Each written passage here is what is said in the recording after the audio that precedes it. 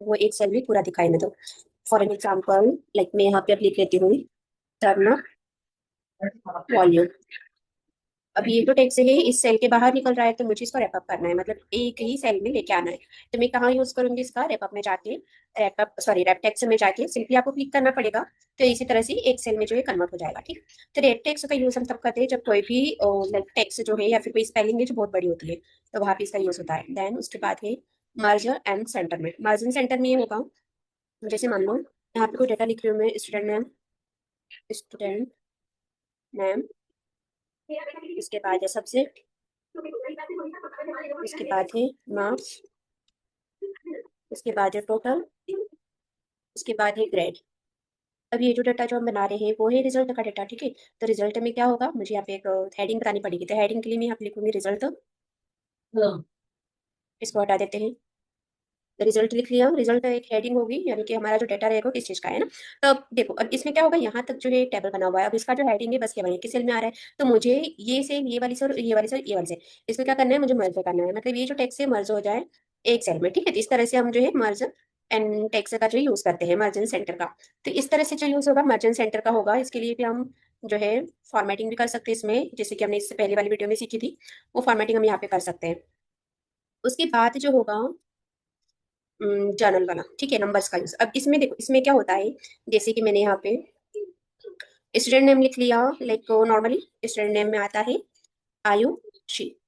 ठीक है। अब ये जो चैनल पे है ना, अब मैं यहाँ पे चाहे तो नंबर भी लिख सकती हूँ, चाहे तो नेम भी लिख सकती हूँ किसी का भी, जैसे कि आयुष। वापस से मैंने कोई नेम की बजाय कोई नंबर लिख लिया। तो ये क्या होता है, नॉर्मली चाहे हम नंबर के लिए यूज करें या फिर टेक्स्ट के लिए यूज करें, तो सिंपली हमें यहाँ पे इसको बाय डिफॉल्ट ही हालांकि सिलेक्ट होता है। तो ये जो है जनरल में काम करेगा, है ना। मतलब अगर आपका जनरल सिलेक्टेड है तो आप किसी भी सेल में नंबर भी टाइप कर सकते हो, टेक्स्ट भी टाइप कर सकते हो। ठीक है। अब उसके बाद जो हमारा यूज होगा नंबर्स के लिए। ठीक है। अब देखो यहाँ पे जनरली तो हम नंबर और जनरल दोनों, नंबर और टेक्स्ट दोनों टाइप कर रहे हैं। नंबर टूल क्या होता है, नंबर टूल में यूज कब होता है, नंबर्स को प्रॉपर फॉर्मेट देने के लिए होता है, ताकि डेटा क्लियर और प्रोफेशनल दिखे। ठीक है।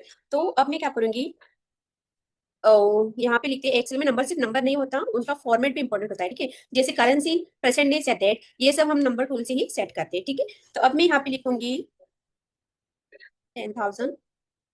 ठीक है। उसके बाद में 50,000, उसके बाद में 1 लाख।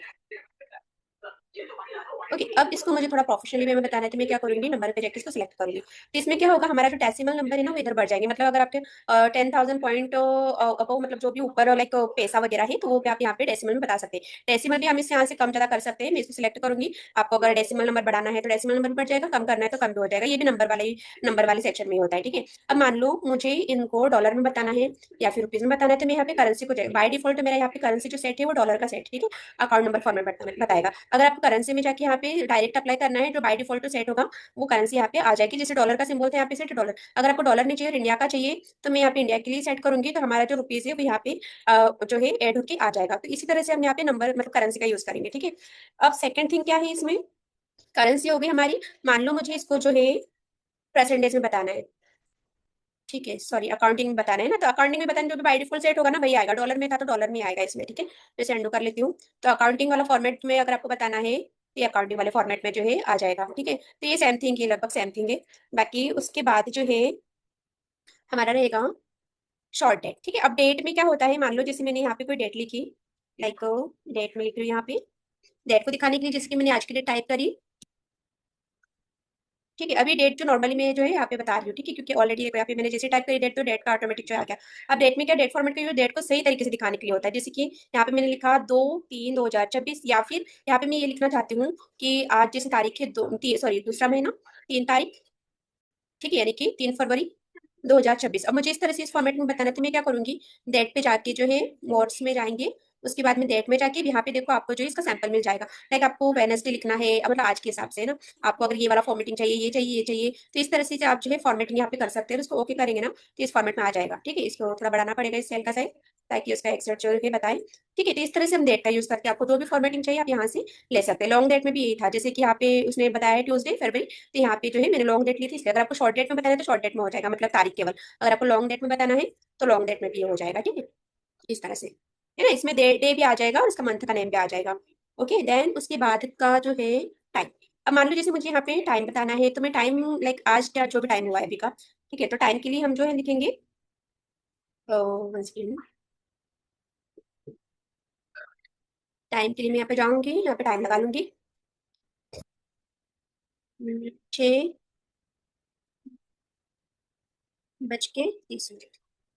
ठीक है, अब मैंने इसको, अब इसको मुझे फॉर्मेटिंग करनी है मतलब। तो मैं इसका टाइम वाला फॉर्मेटिंग पे जाके इसको टाइम से सेट करूंगी। मोर पे जाएंगे, सॉरी नंबर मोर पे जाएंगे, उसके बाद में टाइमिंग में आपको जो भी जैसे इस तरह से बताना है, इस तरह से बताना है या फिर सेकंड के साथ में बताना है, तो आप बस सिंपल इसको ओके करके आप सेकंड के साथ में बता सकते हैं। ठीक है, अब इसमें देखो, इसमें मैंने एग्जैक्ट टाइम नहीं डाला था इसलिए भी वो टाइम नहीं आ रहा है, बट मैं आपको टाइम का जो है फॉर्मूला लगा के बता देती हूँ ताकि अभी का जो टाइम है यहाँ पे आ जाए। नाउ ठीक है, तो अभी का जो टाइम हो रहा है ना वो बताएगा। अब देखो टाइम में यहाँ पे क्या होगा, वो टाइम का फॉर्मूला था, मैं आपको फॉर्मूला सेक्शन में बता दूंगी। अभी मोर नंबर पे जाएंगे, मान लो मुझे टाइम का फॉर्मेट चेंज करना है, मान लो मुझे यहाँ पे सेकंड में बताना है, तो इस तरह से आप जो है यहाँ पे जाके टाइम का फॉर्मेटिंग जो है चेंज कर सकते हैं। ओके, उसके बाद में जो है ऑप्शन कौन सा है, परसेंटेज वाला आ रहा है, राइट। वन सेकेंड, यहाँ पे पता चलेगा परसेंटेज वाला। अब मान लो मुझे जो नंबरिकल है परसेंटेज में बताया, मतलब परसेंटेज फॉर्मेट में एक्सेल ऑटोमेटिकली जो है वैल्यू को क्या करता है, परसेंट में कन्वर्ट कर देता है। ठीक है, जैसे कि रिजल्ट का परसेंट बताने के लिए, ग्रोथ रेट बताने के लिए, डिस्काउंट बताने के लिए। ठीक है, तो यहाँ पे मैं क्या करूंगी, मान लो 50, 60। अब ये जो डेटा है मेरा परसेंटेज वाला डेटा है, तो मैं यहाँ पे जाके सिंपली परसेंटेज अप्लाई करूंगी, तो ये परसेंटेज में इस तरह से डेटा बता देगा। ठीक है, तो इसको जो है आप परसेंटेज में बता सकते हैं।